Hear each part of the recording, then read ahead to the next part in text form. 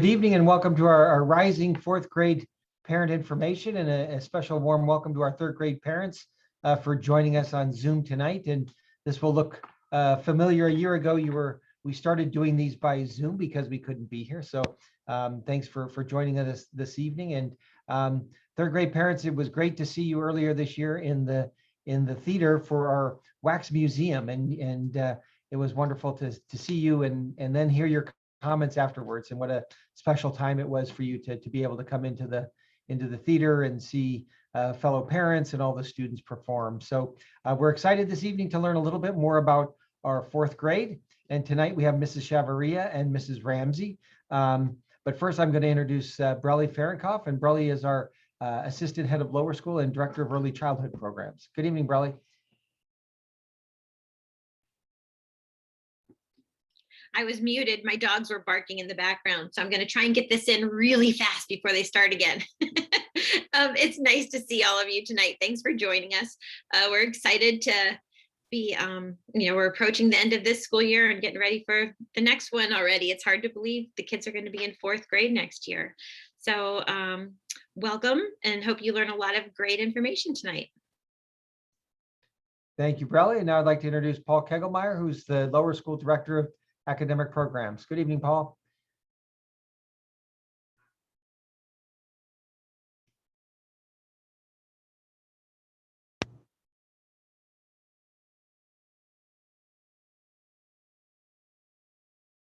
I think Paul's muted.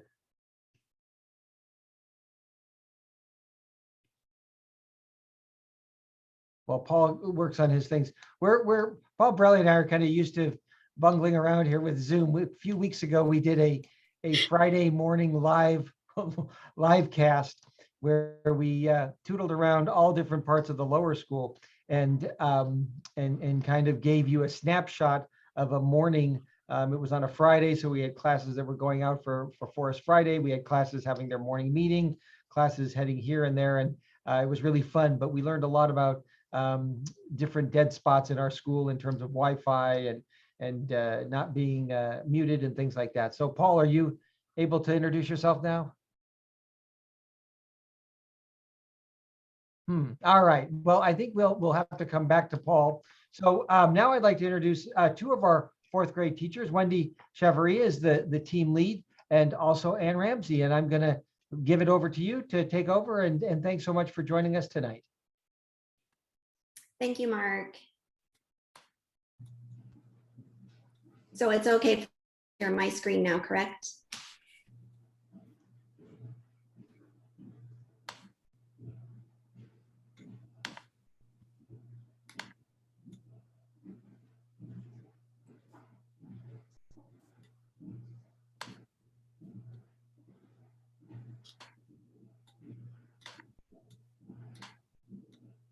Is Mr. Hanson sharing the slideshow? Yeah, I don't have permission to share it yet, Mr. Hanson. Why don't we just use mine and go with there, because it's, for some reason, it's not letting me unclick that button. So sorry. Okay. That's okay. All right, so if we can go to the next slide. I'm Ann Ramsey, and I'm one of the fourth grade teachers. So I am going to talk to you about everyday items for fourth grade. In fourth grade, it's kind of similar to third grade, I think, with our binders. I believe third grade has binders, and they also have an assignment notebook in which they write their assignments every day. And I think they're identical for fourth grade. So for fourth graders, we do have homework, and generally the homework consists of Wordly Wise, which is our vocabulary. We split that up through like the letter rotations, so A through F days. So they might have one bit of homework on A day, one on B day, C day, and eventually there is a test on F day. We also might have math homework, just a worksheet of math.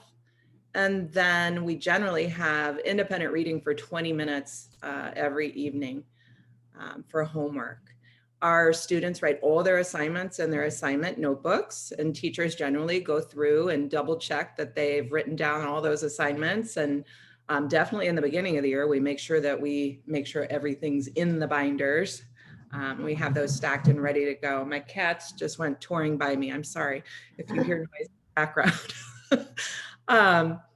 So generally, homework should look really similar to third grade with the binders and the assignment books. There is a homework folder in which homework is on one side of the folder, and then there's another side for parent notes and things that stay home. The only thing that's a little bit different about fourth grade is our lockers. And fourth graders didn't get lockers this year. So due to COVID, we do have them, and depending on protocols for next year, every student will get their own locker in which they can hang their backpacks and their swimsuits and art smocks and tennis shoes. So everything, instead of being in a bin on the floor in the classroom, will be in their lockers. Hopefully, fingers crossed. And I will highlight our units of study for you tonight. So we start off the year building our classroom community through responsive classroom activities and the first 6 weeks of school book that goes along with that program as well. Our goal is to really build a safe environment for your children and for them to feel valued, and then therefore have the confidence to take risks and be open to learning on a daily basis. And then of course that continues throughout the school year. After that, we move into an environmental awareness unit. And so your child will be researching one of Ohio's native animals. And we talk to them about being a voice of advocacy and how that they can make a difference in the world no matter their age. And so Ann and I have been working with project-based learning. And so this is a project-based learning unit that we have in fourth grade for that part of the curriculum. So it will go full circle, where after the kids have designed their brochure, then they will be able to donate the brochures to the Ohio Wildlife Center, and then they in turn use those for their community of visitors, so that our students are spreading awareness for Ohio's native animals. And during that unit, we're also outside on campus a lot in doing the ecosystem exploration and looking for the different habitats and things that we can see on our own beautiful land that we have on our campus. After that, we move into more of an understanding differences unit, where we learn about all kinds of different differences and how to appreciate and understand them. And again, thinking about how that they can make a difference in the world in a positive way. During that unit, they will focus on different areas within our social studies curriculum that will work with that, as well as a writing piece with fiction writing, where they will then share that with another community. And then all of these things then will go into our Safe and Strong Communities unit that we have at the end of the year. We do a Young Change Makers project that the students get to research an area of service. And again, we want them just to think about the fact that they are empowered to make a difference in the world, no matter their age. They can make a change, they can make the world better in a positive way. And during that unit, they will have a persuasive writing piece.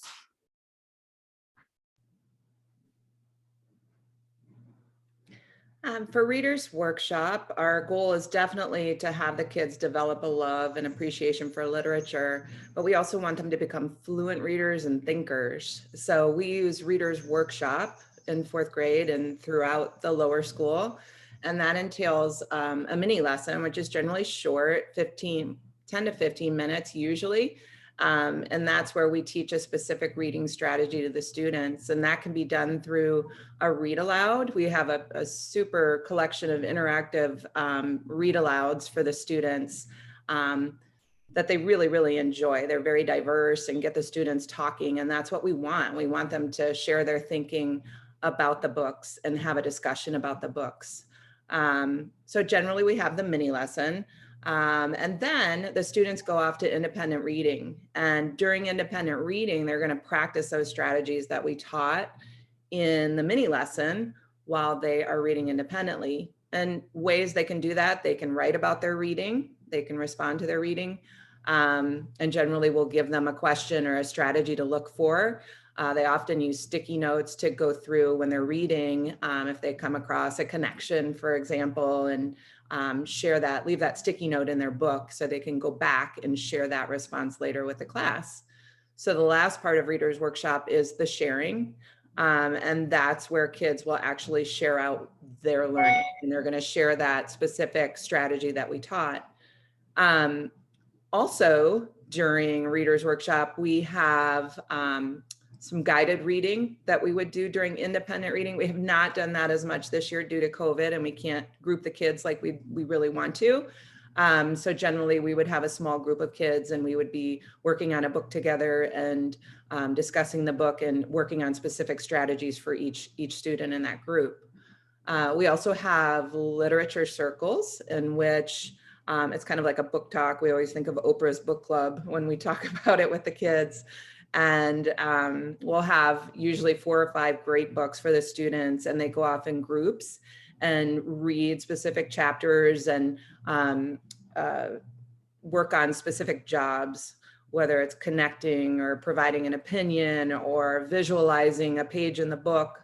It's a fun way for the kids to get together and discuss reading and really share out with one another. And they love this. This is one of their favorite times of the year. And we just completed that. And the kids also got to work on an independent project that displayed their knowledge of each of the books. So, and they always love their independent projects. Book talks is something also that we generally have, and this takes place usually in morning meeting, where kids can get other kids excited about books that they have read. Each of the 4th grade teachers has a fantastic collection of books in their library, their classroom libraries. We also have, of course, the Kristen Oath in the lower school library, but so many different genres for the kids to get excited about and share with one another. So that's Readers Workshop in a nutshell. And for writing workshop, that consists of 5 components where we begin with a mini lesson similar to how we do with reading workshop. And then the students will have some quiet writing time to apply that lesson. And during that time, everyone's writing, editing, or revising, doing some type of work with their writing piece. And we also have individualized conferencing with our students where we can meet with them one-on-one to work on specific skills that they need to focus on, and also to extend them in areas where they can go beyond as authors. And then we try to take a few of our pieces, as I mentioned before, through our units of study on into publishing. The author's chair for final work would probably be on Seesaw or a share that they do with you as a family at home. We, in the classroom, like to have author's chair be specific to the skill that we're focusing on, so that we're really highlighting and letting them understand when they're actually applying that skill, so that they can share that with their peers and celebrate that.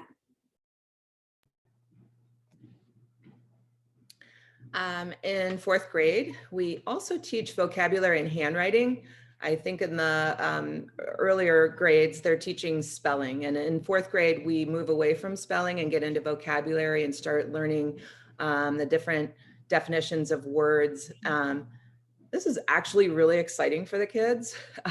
Just today, I had one of my students come forward in his independent reading, and Mrs. Ramsey, look, twice I found the word hearty and heartily, and that's one of our words from our list this week. And they truly get excited about finding the words and then knowing the definitions of the words in their reading. And so we are super excited to go this route. Generally, kids are moving up in the spelling by the time they get to 4th grade. And we like to focus on the vocabulary versus the spelling at this point. We teach cursive still. This is generally like a once a rotation time. The kids will focus on the letters. I know they've done this in 3rd grade, so it's kind of just a repeat of what they've done in 3rd grade and some more practice. And then finally, we have grammar. We try to include grammar mostly through Writers Workshop. Wendy and I also got to go to another professional development with Christina Smeckens, and she is a guru in writing, and her recommendation was to not give kids grammar worksheets because they can't really apply this to their writing. So what we do is work it into whatever our writer's workshop lesson is during that time. For example, complete sentences and including conjunctions and expanding your sentences, and when do I use a comma? And so we use that in their actual writing that we're working on. So they go back and edit their own work to practice whatever grammar skill it is that we're working on. We also do, I know that Wendy and I also have a daily language review that we do twice a week. And we just generally check in with the kids and talk about new grammar, and hopefully they will apply that in their writing, and we'll keep talking about it. And we have a social studies curriculum in fourth grade that goes along with a textbook called the Ohio Adventure Book. And we focus on many different areas, but Ohio's involvement in the units that we study. So we start off with Ohio's land and have them get familiar with the different areas in Ohio, landforms, different things that Ohio has in that way. And then we move into the first people of Ohio with the Native American unit of study. And then throughout the different units that you can see there with the French and Indian War, Ohio and the American Revolution, Ohio becoming a state, the War of 1812, Underground Railroad, and the Civil War. So sometimes we will have a test at the end of these units, and other times we will have a project. So we try to rotate back and forth between being a test or a project. With the test, your child will have a study guide that will go home a week before the test, and they will have that time to prepare. And they bring that study guide to and from school because we also are trying to implement different study skills with them throughout the testing that we're doing in our social studies unit. So they will bring it into the classroom to make note cards or partner up or discuss different things that they do in order to be successful in preparing for tests as they're learning to that as a foundation. And then, as I said before, it's with the Ohio point in each of the units of study. So right now we just finished up our Underground Railroad unit and we're moving into the Civil War unit, and the kids get really excited. And I love teaching this area as well. I used to teach third grade for many years before I switched to fourth grade, and I loved third grade as well, but it was just interesting for me as a teacher to be able to teach all of these different things in social studies. And it's neat to see the kids coming from third grade to fourth grade being so excited about all of the different things that we study in our Ohio Adventure Book. Wendy, I also think it's fun because they can connect because they've been to these places in Ohio before, some of them. And so it's really fun. That's how they get excited. I appreciate that too. Exactly. Yeah. And so that we had, I had a student last weekend that went down to watch the Reds game because he's a Cubs fan. But he saw the Underground Railroad Museum when he was down there. And so he came and said, Mrs. Chavarria, I saw it. So we always are referencing different areas in the state and talk about how Ohio has so many different pieces of history that they can just see by taking a little road trip. Okay. And math. We are using the Envisions math program, which I know you're familiar with in third grade. We've been using it. I think we're on our third year, Paul. Third. Okay. So we're feeling really confident right now, and the kid as teachers, and then also the kids are really confident and feeling comfortable with it now. Especially with some of the word problems and some of the vocabulary that was a little bit different than what we had been used to in the past. So for the Envisions program for fourth grade, you can see we start with place value. We move really quickly into addition and subtraction of whole numbers. And this is multi-digit addition and subtraction. We teach many different ways to add and subtract different concepts that might be different from what you may have learned as a student in fourth grade. So it gets a little tricky when parents want to help, but we're always here to help. Then we move right into multiplication. It's multi-digit by a single digit from multiplication with several different ways to solve multiplication. We want the kids to find their best way to solve the problems, whatever fits them. So we could do the traditional algorithm, or we could do partial products or partial quotients, which is a new concept for many parents. We then get into factors and multiples, which takes us right into fractions, and then fractions. We just finished our decimal unit. We can understand how fractions can become decimals with tenths, hundredths, thousandths, and how they relate to money. And then the most important part of fourth grade math, and it's bolded in large, is math fact fluency. So the kids, as soon as they start fourth grade, we get them started with multiplication facts. We want them fluent in these so they are ready for multiplication, which we start so quickly in fourth grade. So immediately we will work on focus facts when we start fourth grade. So generally we start with some of the easier ones, which might be 2s and 5s for the first week. Next week we move into, what's another easy one, Wendy? 10s and 11s. But we take them all the way through with multiplication, and then we turn it around on them and we do division facts, because they are inverse operations. They should know them back and forth. So they become very fluent. We just want that automaticity with fourth grade, and you can definitely tell how quickly they pick those up and how much it helps them when we get to multiplication, division, factors, multiples, fractions. You use them in all of those. Yeah, definitely important in confidence in math. Absolutely. And then we have our outdoor learning. So we definitely try to be outside using our beautiful campus as often as possible with our different units of study, some of them that I mentioned before, but throughout the year we'll be out there. Sometimes it's just to go take a walk and just appreciate nature and to have that little downtime and that bonding time as a class. And sometimes it's more specific to our learning.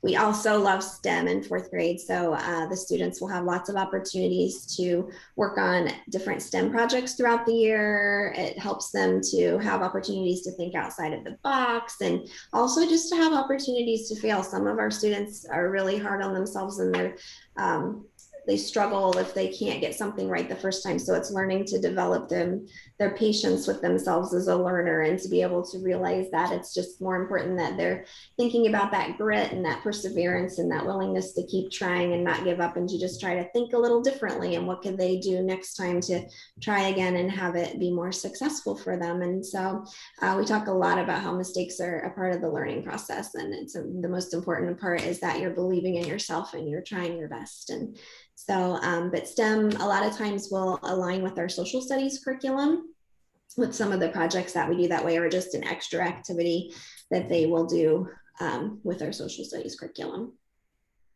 I think one of their favorite STEM projects is always the Boston Tea Party, Yes. where they have to build a crate out of popsicle sticks with tea in it and see how long it will float before the tea actually leaks into the water. So that's always one of the really exciting ones every year. Very exciting to test. Yeah. All right. Field trips and other events. So this year was doesn't look like this, and last year at the end, after spring, did not look like this. But we're hoping, fingers crossed, that we can visit Glen Helen maybe in the spring, possibly. Yeah. We don't know that for a fact. It just completely depends on COVID. But Glen Helen is one of our favorite trips. It's our outdoor adventure, and the kids, I don't know how many years we've been doing this. Mr. K probably knows better than me, but it's been a long time. There's lots of alumni who love this and still talk about Glen Helen. Many, many years. Okay. It goes Right. down in history at Columbus Academy. Yes. And so maybe the kids are a little bit nervous about getting there and going there, but once they get there and they have their first night over with, all their anxiety has kind of leveled, and they're just loving Glen Helen. It's a fun trip. It really, really is. So I hope we can get to that next year at some point. We missed it for the past 2 years. Ohio Wildlife Center is super fun. This is part of our project-based learning that Wendy and I talked about and developed together. Usually we get to go to the Ohio Wildlife Center and they get to come to us and bring some animals for us to see, native animals of Ohio. And it's such a favorite time. We go out to the Outdoor Learning Center and they bring all the animals and the kids are all surrounded. And they walk around with all of them. And it's just so cool to see them up close because these are the same animals that we find on our Columbus campus.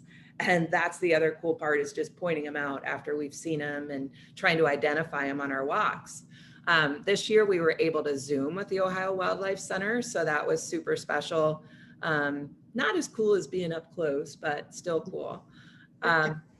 Another one that we like to do is our Meyer field trip. And this is one where family members get to help. It's a big trip in which our students are purchasing the perishable food items for our Kids for Kids drive. So we have our students get our Meyer coupon book, or the flyer, and they have to go through and find the best buys for apples, potatoes, anything for a Thanksgiving dinner. And they're given a certain amount of money and they have to use their money as best they can to buy the most product. So it's kind of a little economic lesson for the kids. And it's a fun way. They get to go to Meyer and pick out all of those at the grocery store with a parent volunteer. And then they have to take their money and figure out how much they need to buy. So it's really cool. And it's for a really great reason. So another great service project that we do at Columbus Academy. Excuse me. During our government unit and social studies, we talk about Ohio, of course, because it's Ohio social studies or history. We get to go to the State House, and that's usually a wonderful trip, and had several opportunities for alumni to speak to us. And we get to go right in and sit in some of the seats in there and feel like we're part of the real deal. So it's really exciting. We want to be able to do that again. We look forward to hopefully doing it next year. Buddies, we have first grade buddies, not this year. We started them off last year and we love it. We love our first grade buddies, and we try to do something once a month or more, even maybe twice a month if we can. Yeah. I know one of our fiction stories that we write, we generally read those to our buddies, and our audience is first graders. So that's really hard for fourth graders who want to write about all kinds of things that aren't appropriate for first graders. So that's how we get them to write what we're looking for. But lots of fun to share with our buddies, and they still talk about their buddies to this day from previous years. Birthdays are just like third grade, I believe. Parents don't come in. We just send in a treat and we celebrate together, and we take a picture and put it on Seesaw for you to celebrate and see your child smile. And then finally, the big deal for fourth grade is the musical. And what's wonderful, that is actually taking place this year. The kids are doing Moana for this year's musical, and Amy McLaughlin and Michelle Schroeder Lowry. Mm-hmm. I said that right. They have been working so incredibly hard through Zoom and through GarageBand and I don't know what else to make a musical for everybody to watch. And from what we've seen, it's unbelievable. We're excited for all the lower school to see the fourth grade musical this year. Even though it's on Zoom, it looks like it's live. So, and it's really, you can really hear the kids really well, which is great. And then for parent communication, you will receive weekly emails from your homeroom teacher. So sometime over the weekend span, it would be Friday, Saturday, or Sunday, that just kind of updates you on the week's happenings, has some ask me about questions, let you know some things that are coming up. We also use Seesaw, as we mentioned before, so you'll be able to see lots of different happenings on our Seesaw postings, and then room parents will be emailing you once a week as well. I think that's everything.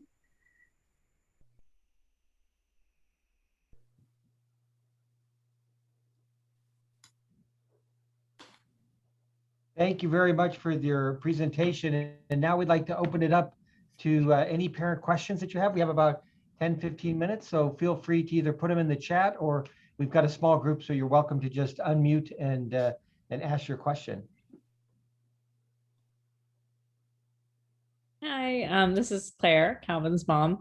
I was curious just how many fourth grade classes there will be next year, because I know sometimes it varies, and then I guess COVID versus non-COVID. So Yeah, so that's a good question, and we're this has been an interesting group as it's moved its way through our lower school. It's been this small bubble as it's worked its way through, and of course this year we added several sections because of the smaller size classrooms. But we will have 3 sections of fourth grade next year, 3 full sections of fourth grade. You know, there's always that chance that we'll get more students and we can open up a 4th section, but as of now we'll have 3 sections of 4th grade. So who will the 3 teachers be? We're Ms. still working Chavaria? on, that's another good question. We're still working on that. Our teachers are very devoted to 4th grade, so we're still working on. One teacher will be moving to a new grade level.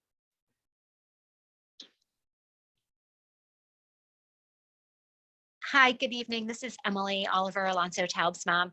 I know this year because of COVID, we weren't able to have some of the additional support, like the reading support, because those teachers were pinch hitting classrooms. Is that something that you think we'll be able to take advantage of next year? Oh, absolutely. And I'm going to let Borelli, she directs our student services, and she can kind of go through that more, but absolutely we'll be back to our full slate of services. But Borelli? Yeah, and of course my dog just started barking again, so I That's apologize okay. if it happens again.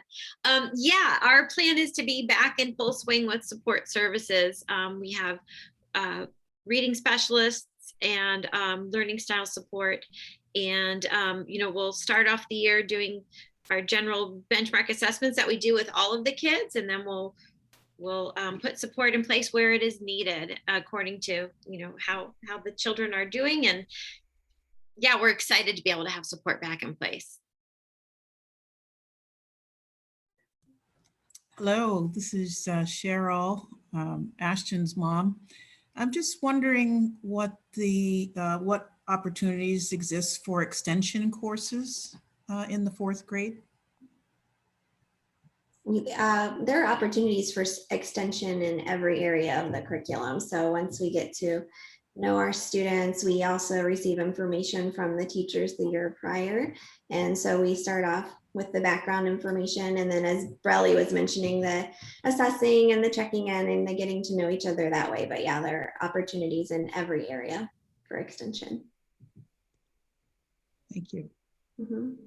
I have just one question. I mean, sometimes our children do need help at home, especially with the rules of grammar and probably some of the math tactics.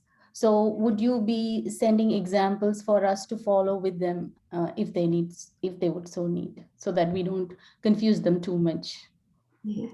Absolutely. The math program offers videos that we can share with families. There is actually on the homework page, there's a little, I don't know what you call that thing, a little barcode.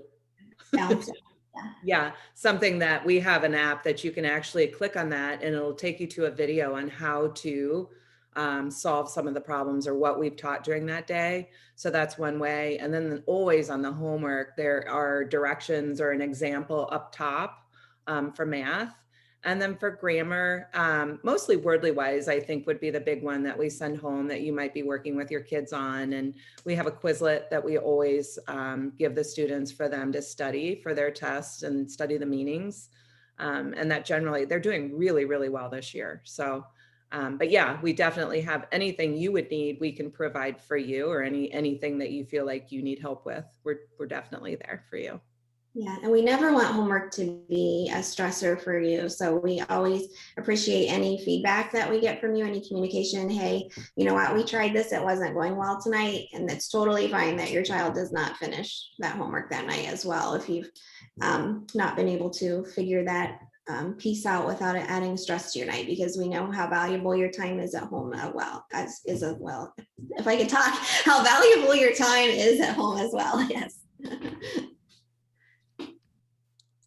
And we use the kind of 10-minute rule per grade level. So in fourth grade, about 40 minutes. Of course, that's when we assume that students are, for the most part focused and not too many distractions and things like that. But if you're finding that the homework is much more than that, on an average, please make sure you let your teachers know, and they can talk and kind of maybe do some troubleshooting to see where we might have some issues with that. So always feel free to reach out to the teachers. I do have a question. This is Bill Amato, Ashton Amato's father. Good evening. This past year, due to COVID restrictions, there wasn't really any opportunities for our son to participate in strings, given that this would have been his first year. And I was wondering if that's going to change for the upcoming year. Yeah, for strings, yeah, the strings program is going this year, but yes, it will continue next year. And it's always, people always ask, are we going to be back, to a full slate? And that is the plan. We obviously, if things change in Ohio and we have to continue in the pods, we will do so. But our plan is to start, dismantling the Mac gym of the classrooms and the Barton room and some of the other classrooms that were not originally homeroom classes, and going back to our traditional homeroom classes. Now, we do expect we'll probably be in masks. We don't think that rule is going to change before school starts, but you never know. And I was just reading online tonight before we started. They're looking at, for those that want to get vaccinations, for the younger kids, probably by late summer. So that's, there's some opportunities where we feel good about moving back into the traditional homeroom settings and programs, and back to the dining hall and all the things that make Academy special. Okay, thank you.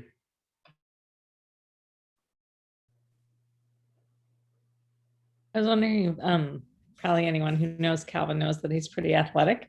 So I guess what are sort of the opportunities that start to expand for kids athletically when they're getting into like 4th and 5th grade? Because I feel like I've heard about like football and stuff like that, or is that more of a 5th grade activity? So I don't know if Wendy and Ann, if you want to take that one, or. I have a 4th grade team, but it's not through our after school association. You know how we have the ASA's brochure and things like that. I know, oh gosh, it's Bernstorff. What's his first name, Paul? Kyle's dad. Mr. Bernstorff. Muggs. Yeah. He, always would lead the program, and Mr. Logan and different men that were actually in my youngest son's class, I should say, and they have kind of developed it through the years. But I know that we always have 4th graders on the team playing. We have 4th graders on lacrosse teams right now. That's more of an organized sport at Columbus Academy, but it's not through our after school program. No, it's more through PACA. The Parents Association do a bunch of sports, and there's teams in the winter and in the fall, and right now there's lacrosse going on. And so there's lots of different activities going on. I agree. Basketball just finished, and that was a big thing. That was a big thing last year. I think the girls, they just ate it up. Yeah.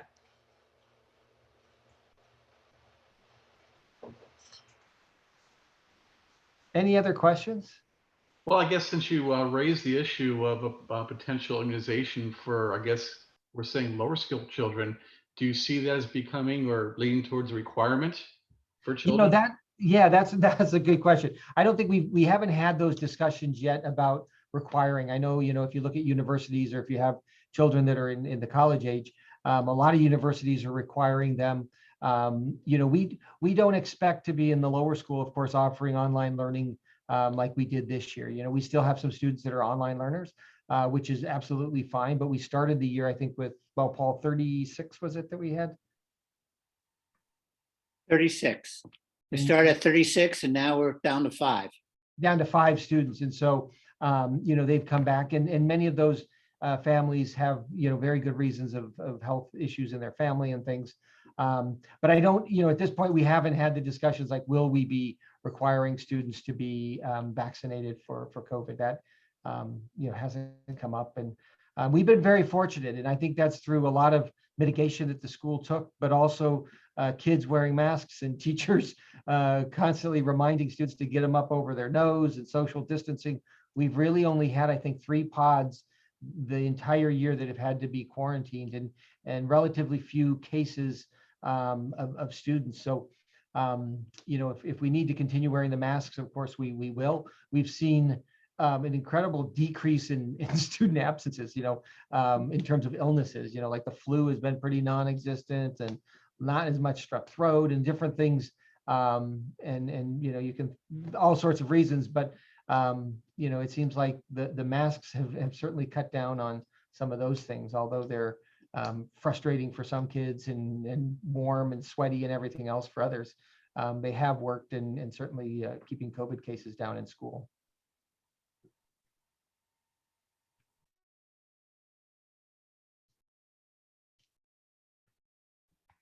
Well, I don't see any other questions, so I want to wrap it up. But I also want to say thank you for all your support this year. I mean, it has been a year like none others, and we appreciate your enthusiasm and energy and sending your kids into a building that you've only been able to, as 3rd grade parents, come into once to see your students at the Wax Museum, and all the support you've shown us this year. And it has been great having your kids in campus. We're doing all these Zoom meetings for new families that are coming. And I always start by talking about, our academy is at its best when we are all on campus and we can, have our relationships with peers and with students and really interact. And that's when students do their best as well. And so we're very excited that we've been able to do that all year. And thank you for keeping them home when they've had the sniffles, even though you knew that it was probably not COVID, you knew to keep them home just to be on the safe side.